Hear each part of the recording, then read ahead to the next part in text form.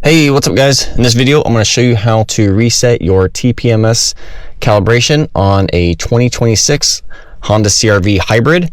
This is going to vary based on year and then also trim level, but this is specifically for the 26 hybrid. So start off by just either turning on your car or just put in accessory mode. And then we're going to use this dial here on the right.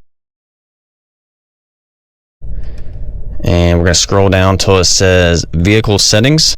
Select that, and then right there is the TPMS calibration. Go ahead and select that, and I'm just selecting it by pushing in the roller, and then go up to calibrate and press it. It'll say calibration started, and then once it's off, it's calibrated. And hit back, and then you should be good to go. And that's it guys. Thanks for watching.